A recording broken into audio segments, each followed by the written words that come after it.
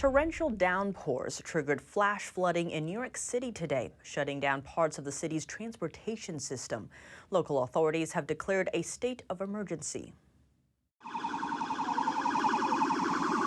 In New York City, up to 5 inches of rain fell in some areas overnight into Friday, following a week of steady rainfall. A flash flood warning was in effect for the city until midday, and Mayor Eric Adams urged people to stay put if possible.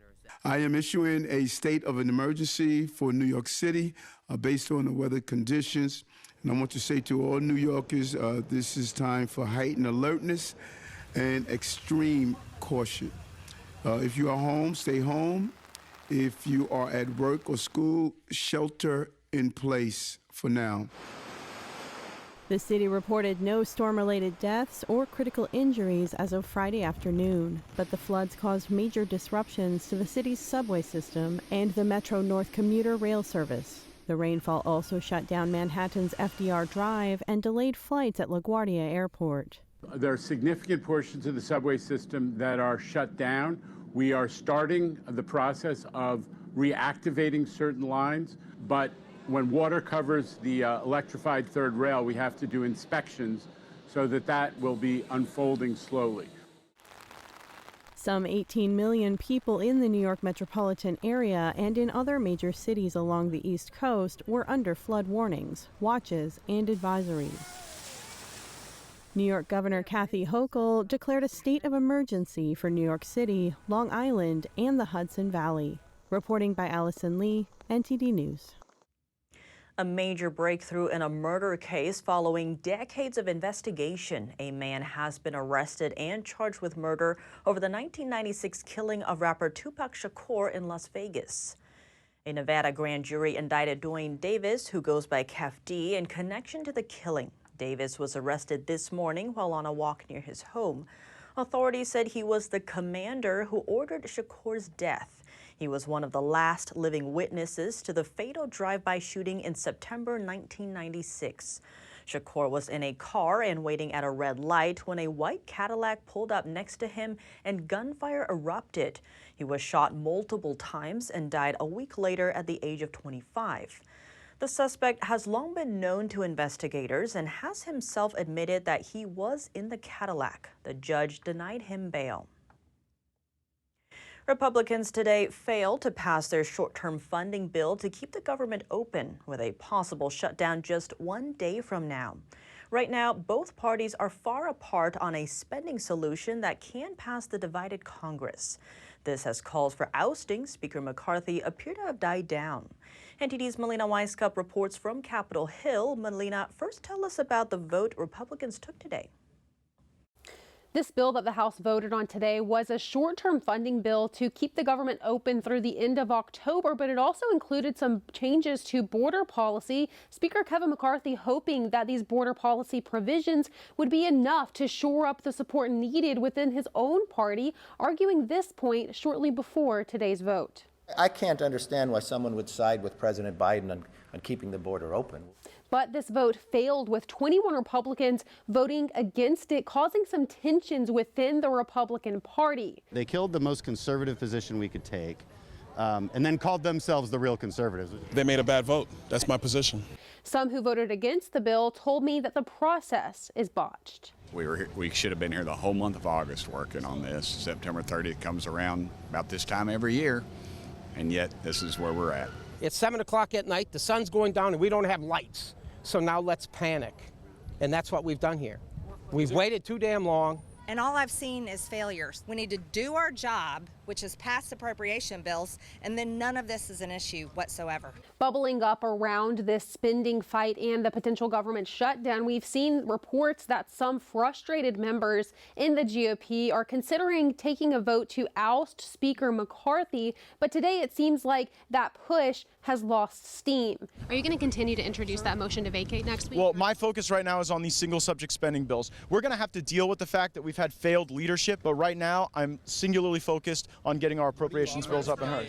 But even if the House does pass all 12 of those appropriations bills over this weekend, there's still a challenge in that Democrat-controlled Senate, which is going to refuse to bring those bills to the floor for a vote. The only solution here is for both chambers in this divided Congress to come together to find a government funding solution that can actually get the support needed from both parties, as well as get President Biden's signature. Reporting from Capitol Hill, Melina Weiskup, NTD News.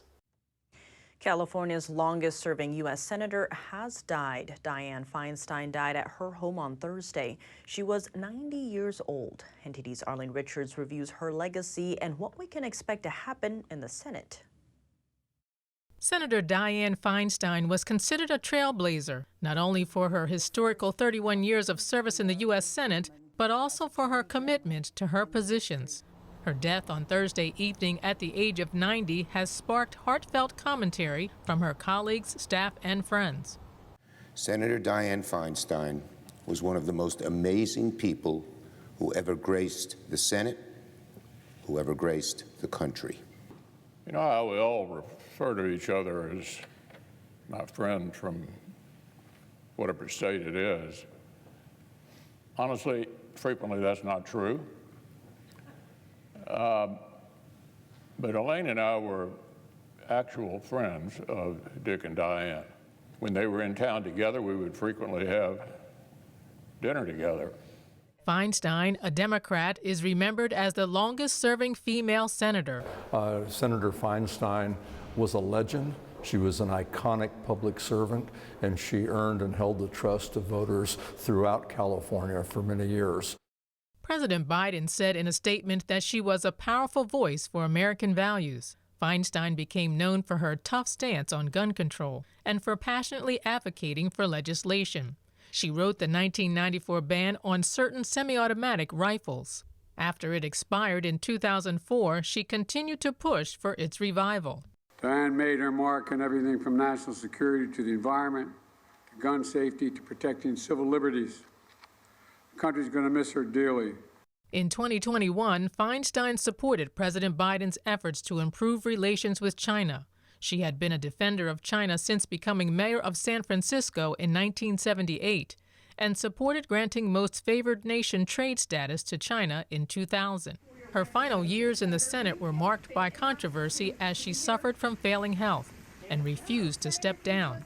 Her death now puts pressure on California Governor Gavin Newsom to appoint a temporary replacement.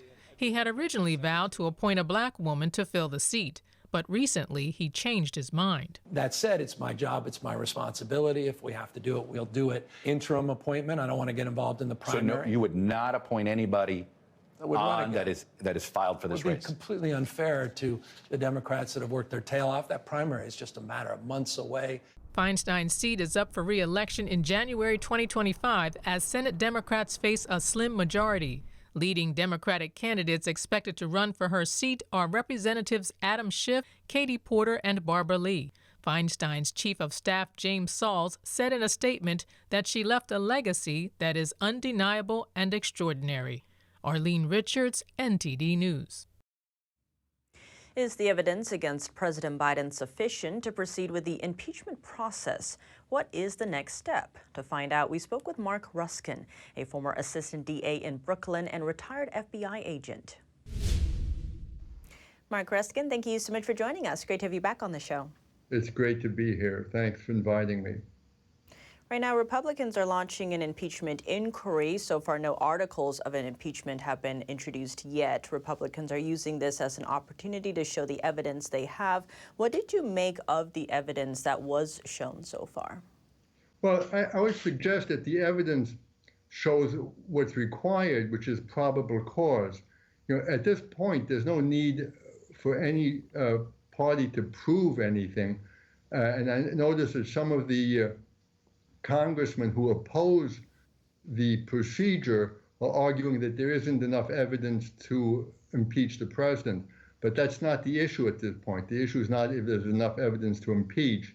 It's simply if there's enough evidence to proceed. Probable cause is what's needed here.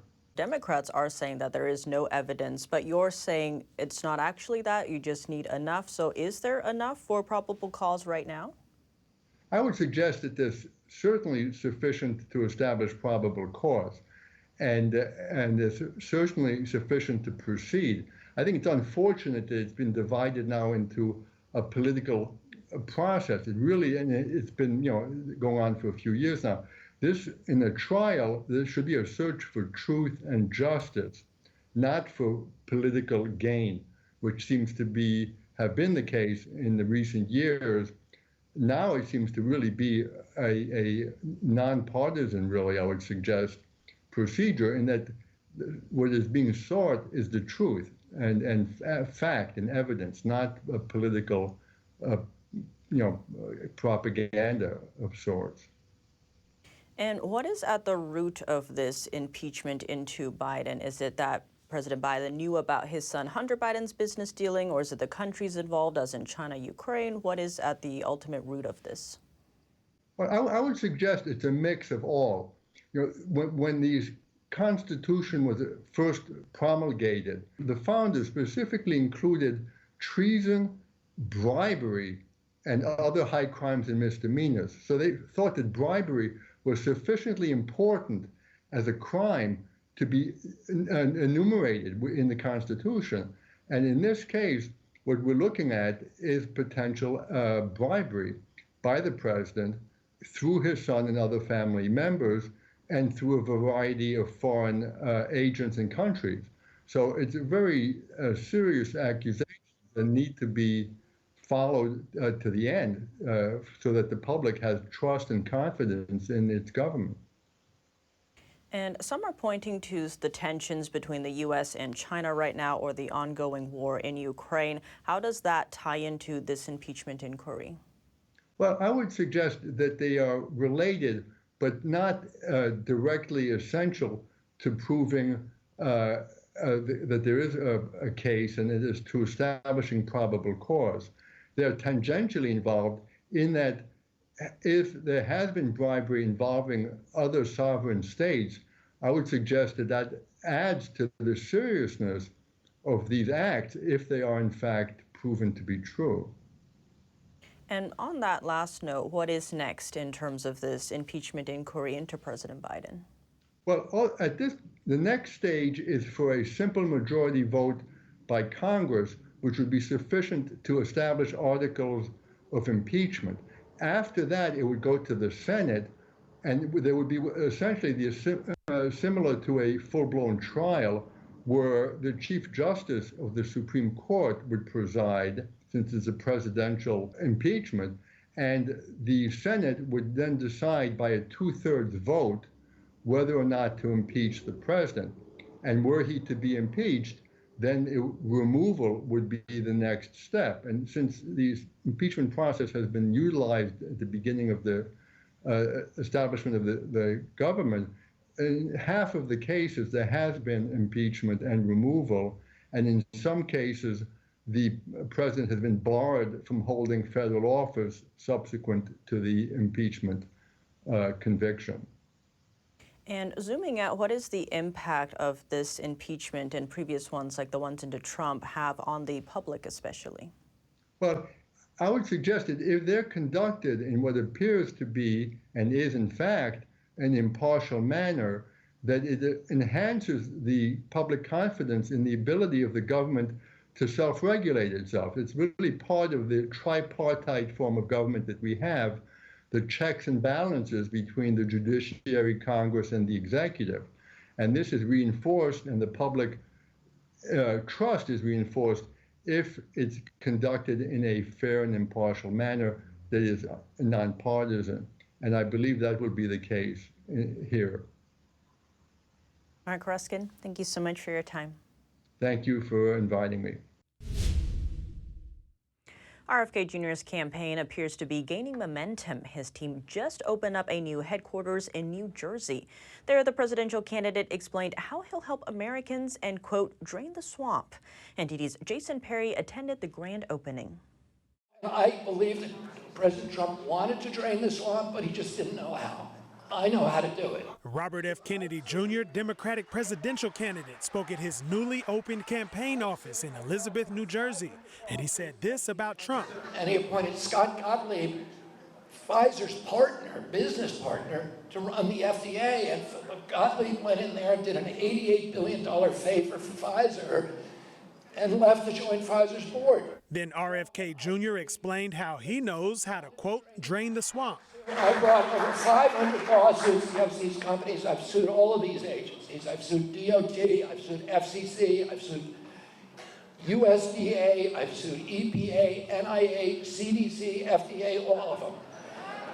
And when you sue them, you get a PhD in how to unravel corporate capture. Corporate capture is a term which refers to regulatory agencies being dominated or influenced by the industries they are supposed to regulate.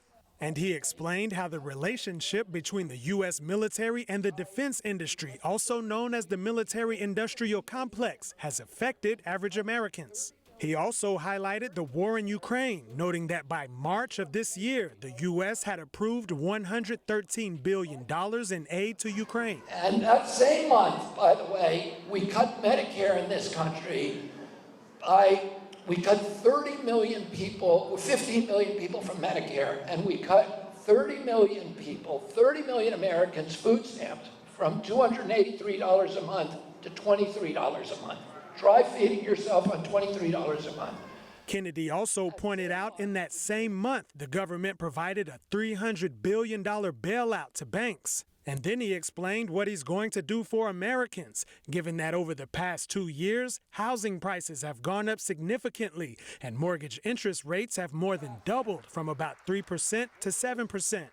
As I said before, we kicked off the great prosperity in this country, that 50 years that, economists and social scientists, where we became the richest country on earth. We started it with a housing boom.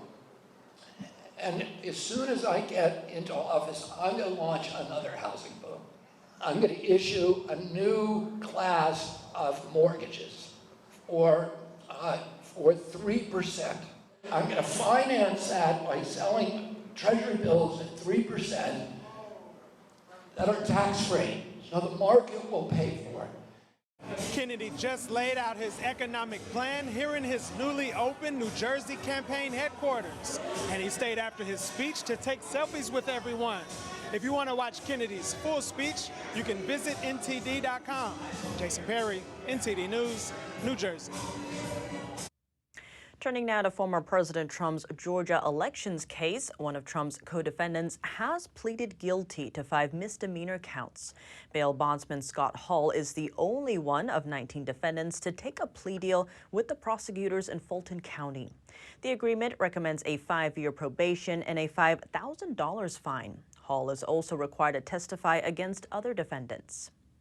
During this, Trump is making an appearance in California after skipping the debate in the state. Now he's at the fall 2023 GOP convention. NTD's Christina Corona was on site at the beginnings of Trump's speech. Let's take a look. Hi, Tiffany. Yes, we are here at the Marriott Hotel where former President Donald Trump is speaking at the GOP convention. Thank you very much, and I'm thrilled to be in this beautiful place. Boy, are they messing up California, but we're thrilled to be here with the conservative patriots who are leading the charge to take back this state from the radical left lunatics. I did speak to a few attendees, and here is what they said. When he shows his strength with what everybody's doing to him, he still shows that fortitude, he shows that smile, and he gives us the strength that we can continue fighting even in where we are in California. I hope he addresses the economy. Personal interest of me is the fentanyl crisis. Last year I lost my oldest daughter to fentanyl, and it's time that this get taken care of. What I'm hoping is that he starts addressing what's happening in California as far as our budget. I mean, we're $25 billion in the hole. Still importing another $25 billion a year in oil when we shut down everything here, the border, the taxes. I mean, it's an endless list. Simple enough, being able to follow the Constitution. Lots of good scholars out there, but what we need is not just the brains, but the brawn. What we really want is to find things that are reasonable, practical, that can be done without, knocking the whole country's economy flat on its back. During his speech, Trump covered issues ranging from California's forest and water management to wildfires and homelessness. He added a lot of policies are also harming the state's farming industry. On a more national level, he criticized the rising gas prices and the push for electric vehicles, saying it harms workers' ability to get fair wages and job stability. Trump also took a few moments to criticize Biden's administration, saying too much money is being sent overseas. He has been traveling all across America all week and will travel to Ottumwa, Iowa Sunday. He is set to hold a Commit to Caucus event and to deliver policy remarks largely focused on agriculture. Tiffany, back to you in New York. Welcome back. As the United Auto Workers strike continues, UAW President Shawn Fain announced that the work stoppage will be expanded. We spoke with NTD Business's host Don Ma for more. Don Ma, thank you so much for joining us. Yeah, good to be here, Tiffany. Don, what is the latest in this strike? Yeah, so at noon today, the UAW expanded the strike. Its president, Shawn Fain, said this at 10 a.m. He's calling on an additional 7,000 members to go on strike across Ford and GM. So for Ford, right, the Chicago assembly plant is targeted. And for GM, the GM Lansing Delta assembly plant is targeted. And Fain said that negotiations haven't really broken down, but talks at Ford and GM haven't made meaningful progress either. But despite that, no additional members will go on strike at Stellantis because Fain said that there has been some progress in negotiations with them. So at noon earlier today, a total of 25,000 members will be on strike. And Don, what is the impact of these additional 7,000 members potentially walking off? Yeah, so the GM plant in Delta Township near Lansing makes large crossover SUVs, such as the Chevrolet Traverse. And at the Chicago Ford plant, it makes the Ford Explorer and Explorer Police Interceptors. And the Explorer Interceptor is actually the nation's top-selling police vehicle. But on top of that, the union has vowed to also hit automakers harder if it does not receive improved contract offers. And on that note, where are the negotiations at right now? Sure. So Fain said that negotiations were moving slowly, but the automakers' last known wage offers were around 20% over the life of a 4-year contract. So, this is a little more than half of what the union is demanding. Meanwhile, other contract improvements, like cost of living increases, restoration of defined benefit pensions for newly hired workers, and an end to tiers of wages within the union are also on the table. And how widespread are the strikes now with these additional 7,000 expected to walk off? So with an extra 7,000 striking, that would mean around 17% of the union's total members would be off the job. And because it's only 17%, this is allowing it to preserve its strike for longer because its fund has around $825 million. But, if more union members go on strike, let's say if all of them were on strike, the fund would be depleted in less than 3 months. Right now, the union has structured its walkout in a way that has allowed the companies, the automakers, to keep making pickup trucks and large SUVs. The company's top selling and most profitable vehicles are not impacted. The union has shut down assembly plants in Missouri, Ohio, and Michigan, and those plants make mid-size pickup trucks, commercial vans, and mid-size SUVs. Now, these vehicles will be impacted, but they don't make as much profit as the earlier vehicles. So there's some strategy to what Fain is doing. Sounds like it. Well, Don Ma, thank you so much for joining us. Yeah, thank you so much. In other labor news, healthcare may be the next sector to see a strike, potentially the biggest healthcare strike in U.S. history. NTD's Faye Quarter has more. Over 75,000 Kaiser Permanente workers from across the country will potentially strike from October the 4th through the 7th. Kaiser is one of America's largest healthcare providers. It has 12.7 million members, operates 622 medical offices, and provides health insurance. Many Americans would immediately feel the impact of a strike. Basically, pulling a massive part of the entire healthcare system out of commission. Paul Mueller is a senior research fellow at the American Institute for Economic Research. He says the likelihood of a strike is a toss-up. It's too early to tell. The workers want across-the-board raises, job protections, updates to medical benefits, and more notice before being asked to return to the office. They also say they're overworked because of staffing shortages. Kaiser said in a statement that it will continue to bargain in good faith until we reach a fair and equitable agreement. If they don't reach a deal after the initial strike in October, there could be an even longer strike in November, with even more workers participating. It will be significant in terms of just delays on test results and not being able to go see a doctor or having to reschedule, find somebody else. It does have the potential to, cause a little bit of an uptick in severe health problems. Kaiser says it has a plan in place if its workers do walk off the job, but the company hopes to reach an agreement before the September 30th deadline. Faye Quarter, NTD News. A father fighting for child custody finds relief after California's governor vetoes a new bill. The bill would have made gender affirmation a consideration in child custody court disputes. The father says his 3-year-old son's mother tried to raise their son as non-binary. NTD's David Lamb sits down with Harrison Tinsley. Welcome back to NTD News. So could you tell me, what was your reaction when you found out that Governor Newsom vetoed AB 957? It's an absolute miracle. It's a huge victory for the parents of California. We worked so hard against that bill. That's the one I myself was fighting against, going to the Capitol, speaking on as a witness, talking to the legislators, the author of the bill. And I'm just so thankful that we were able to actually make a difference.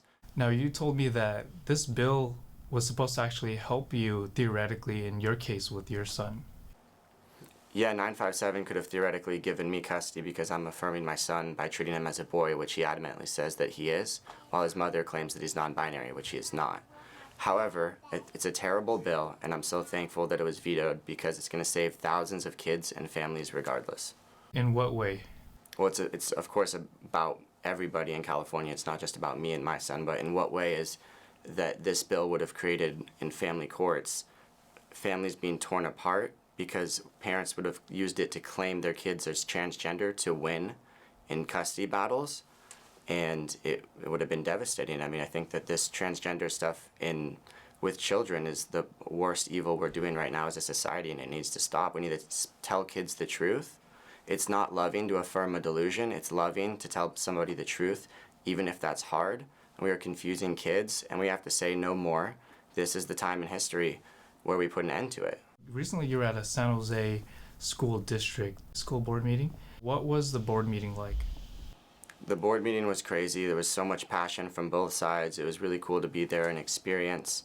And thankfully, there were so many parents that showed up on the side of just the basic truth that kids need to go to school for an education, not indoctrination, and that there shouldn't be any secrets kept from parents. We have a right to know everything that goes on with our children, and we have the right to protect them and keep them safe. And if we're not comfortable with something, we should be allowed to express that and protect our kids from that.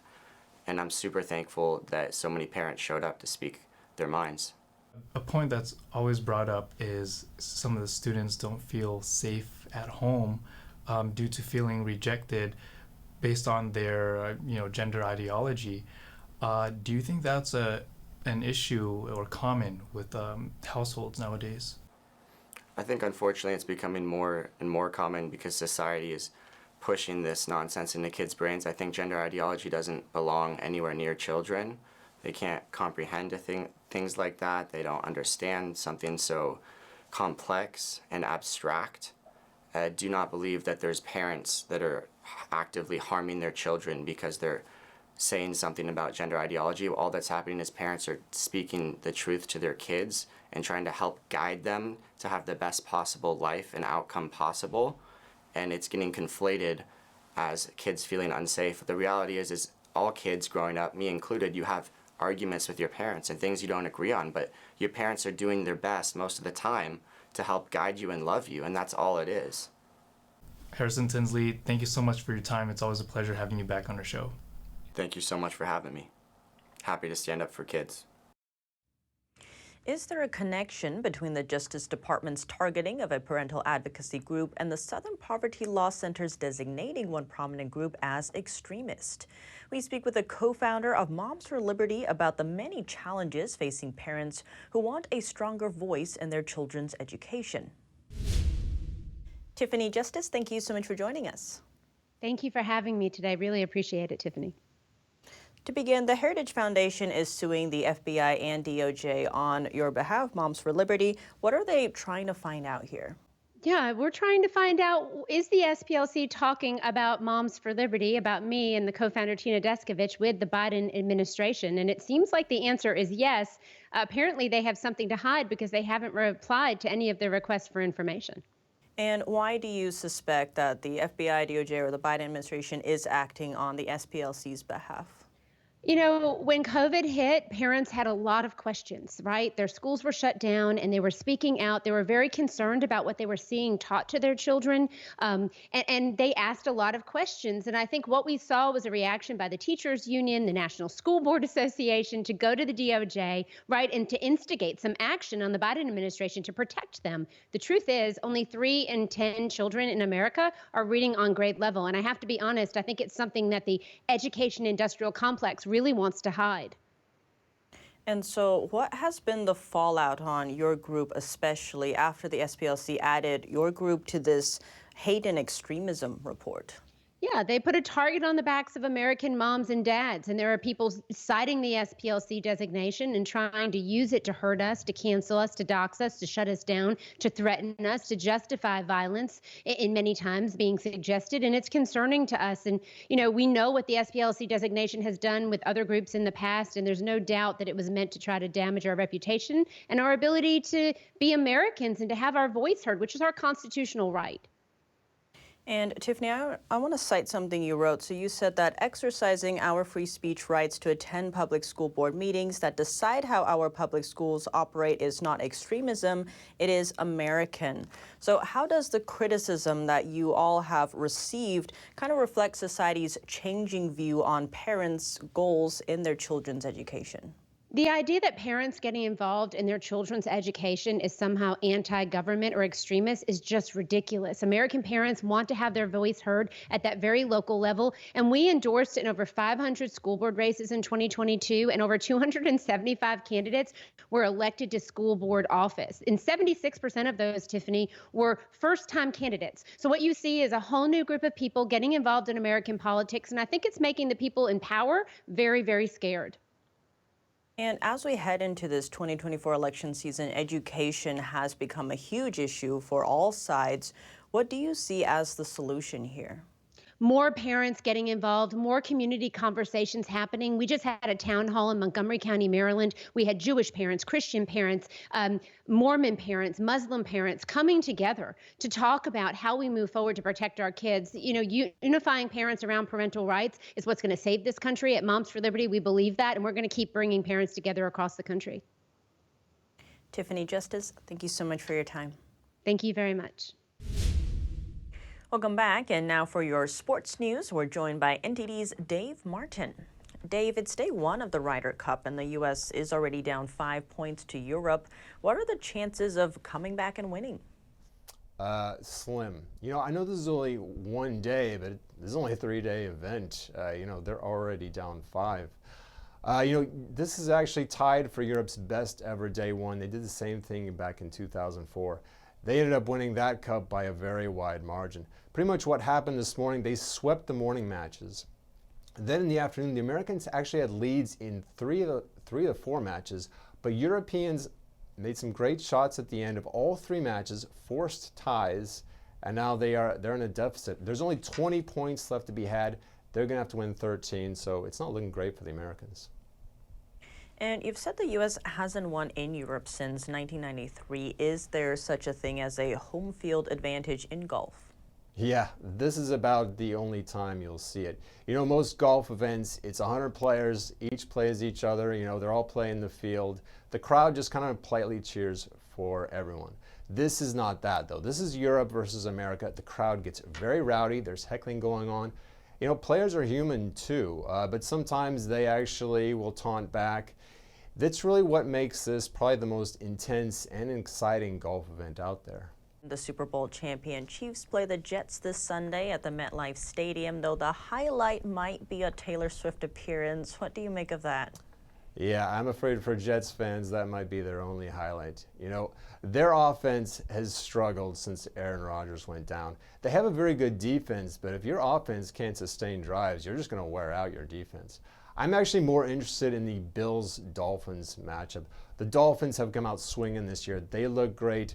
The Bills we already knew would be great. Now, it's too early to say this game could potentially decide the division, but I think it's definitely going to be a good measuring stick, really, for both teams. Dave, thanks for joining us. Thank you, Tiff. Ceiling paintings in France are a feast for the eyes and the spirit, allowing the viewer to journey to another realm.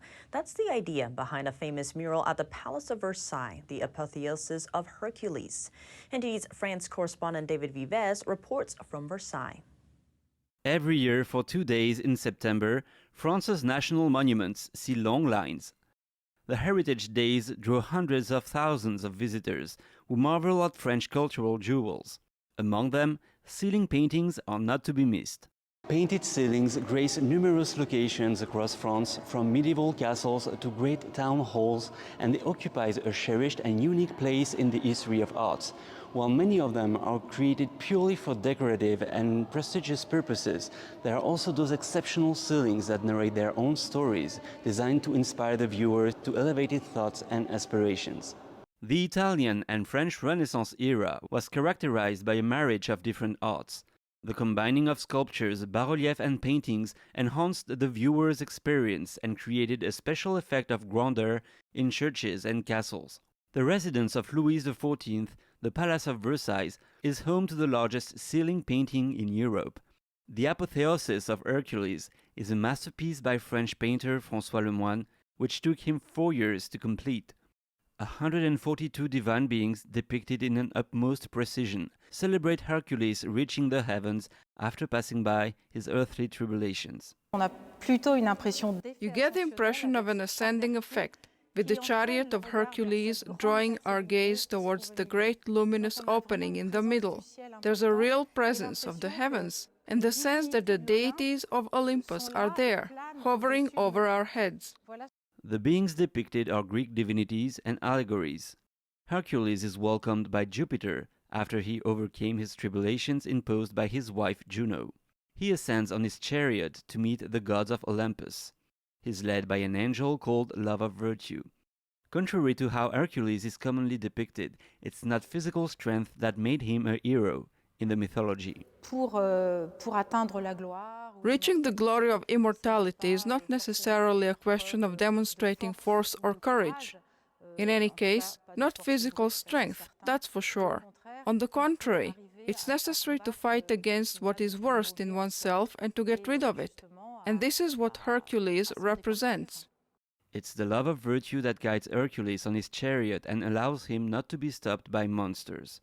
The monsters are the vices that besiege man. They are called anger, hatred, and discord, and the most dangerous one, jealousy, which was said to be the closest to the hero, as it grabs Hercules' chariot until the end. Thanks to his moral qualities, Hercules was able to overcome the obstacles. His own virtues defeated the vices and the demons, and not just strength or courage, but his virtues, moral qualities, righteousness, and endurance. Firmin says the mythological painting was created for the French king, but the message behind it was for everyone. The painter wrote that love of virtue can guide man to overcome any obstacle. What matters is to overcome all these obstacles, to go beyond, to become a superior man to what man is, and to reach divinity. It's one of the many stories the palace has to offer. David Vives, NTD News, Paris.